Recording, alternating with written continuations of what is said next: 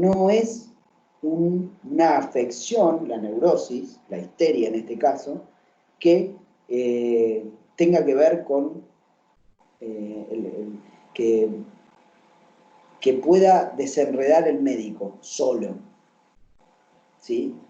Freud empieza a trabajarla desde ese lado, como que él sabía y después se le va modificando el método, ¿sí? Cuando ustedes ubican la cuestión que algunos lo planteaban, la cuestión de la asociación libre, bueno, eso ya es un comienzo, una reversión del método y también de la posición que tiene el analista con respecto al paciente o al analizante.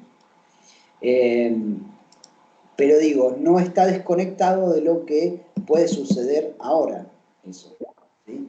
En donde hay ciencias que de alguna manera quieren arrogarse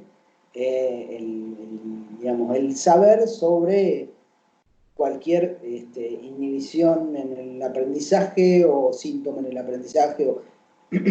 Digo, el psicoanálisis como punto de partida ya se diferencia claramente de lo que es el saber médico. ¿Por qué? Porque ubica la razón del padecimiento en un lugar que no es el saber, ¿sí? Y empieza a indagar, empieza a preguntar. Eso sucede con el psicoanálisis. Por eso me parece que es importante diferenciarlo. Esto lo vamos a ir desarrollando, no es que quede acá, no es que ustedes lo van a encontrar puntualmente en este texto de Freud, no, no lo van. No lo van a encontrar, todo esto que dije no lo van a encontrar en ese texto de Freud. Sí van a encontrar la posición del psicoanálisis en el comienzo, en donde Freud dice, bueno, ¿qué hacía de distinto Breuer con estas pacientes, ¿sí? Cuando se las tildaba desde la medicina de que eran simuladoras, de que eran exageradas, no sé, acá no están escuchando bien, bueno, no sé quién, creo que la mayoría escucha bien. Bueno, yo les digo algo para que piensen que, no para que piensen, para que se den cuenta. Tengo en cuenta esto que están diciendo de que hay problemas, pero al estar grabándose la clase, digamos, no voy a dar lugar a todo esto porque si no, no la termino de dar más a la clase, y en todo caso podrán acceder a esto después.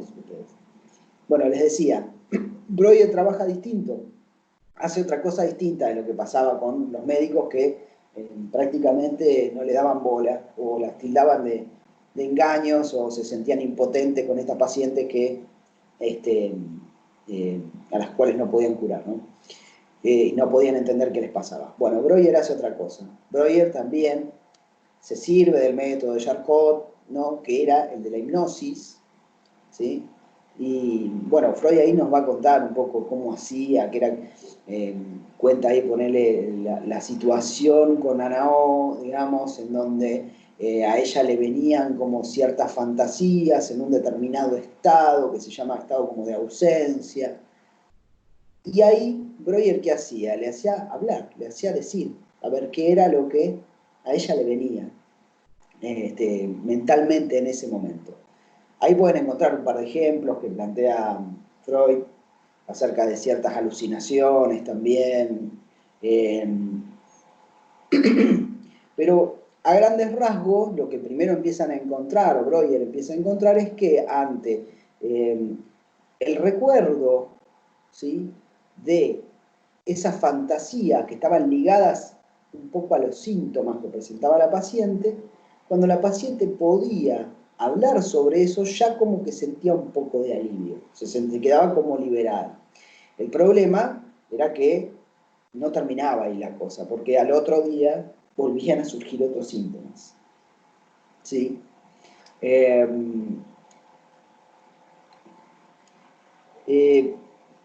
No sé si está bastante ejemplificado esto en el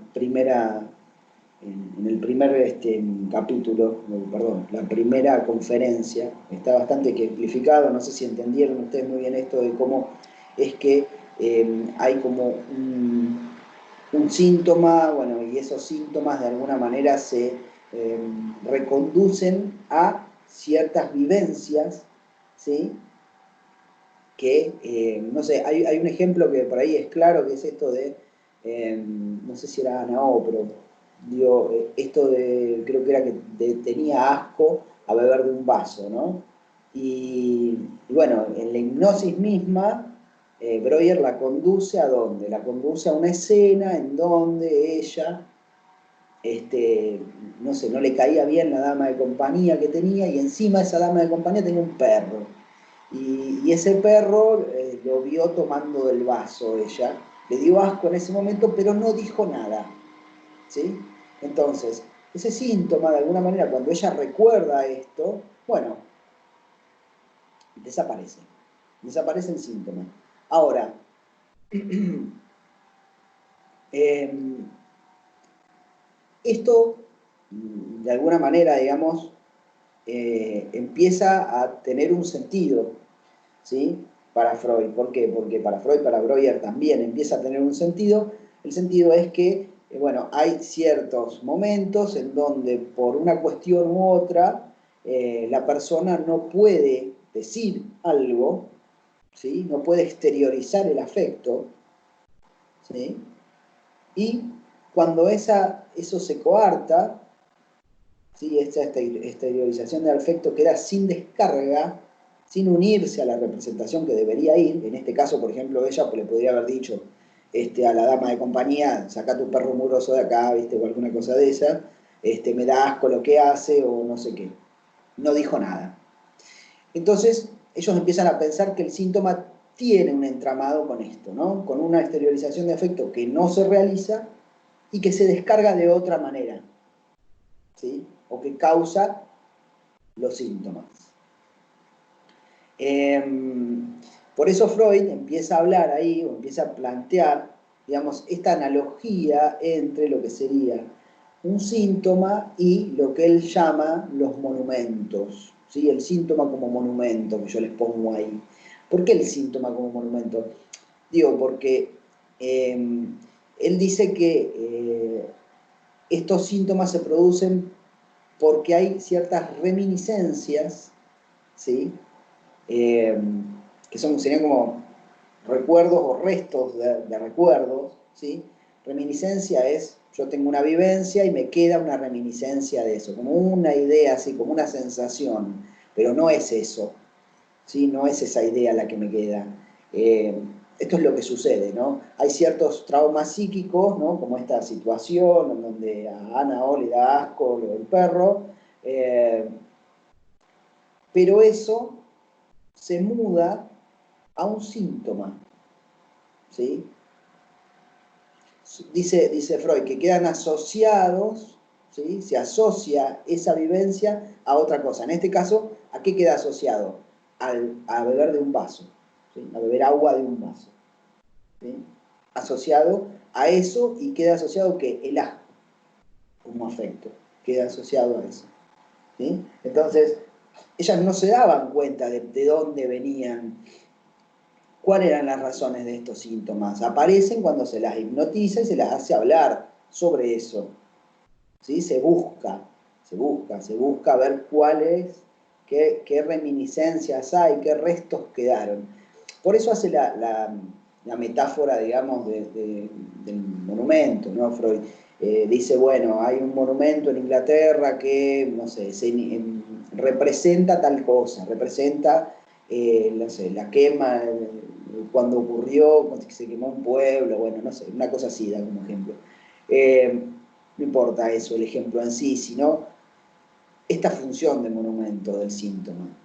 Es una forma de pensar el síntoma en un comienzo, ¿sí? Que es como que es el resto o lo que queda de algo que fue, ¿sí? Y que lo recuerda. Y Freud dice que los neuróticos, el problema que tienen, es que se comportan, ¿sí? Se comportan con respecto a estos síntomas o estos monumentos, ¿sí? De la misma manera que si eso hubiera pasado ayer, ¿sí? Nosotros ponemos un monumento recordatorio de tal cosa, pero no nos quedamos todavía tomados por el dolor de lo que sucedió en ese momento y que este monumento conmemora. Bueno, y si lo hacemos, dice Freud, estas personas quedan como enganchadas con esos restos, ¿sí? Y descuidan su realidad presente, ¿sí? Descuidan su realidad efectiva y quedan preocupados, tomados por el afecto de esto, ¿sí? Eso les implica, como todo síntoma, por lo menos como el síntoma para el psicoanálisis, implica que la persona no puede continuar su vida, porque la está acosando esto, la está molestando esto no la deja vivir, ¿sí? Si tienen alguna pregunta, me la pueden abrir el micrófono y hacerla, ¿eh? No es que no pueden hacerlo. Hasta acá.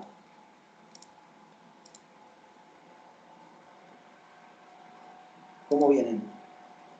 Abran micrófono y me dicen.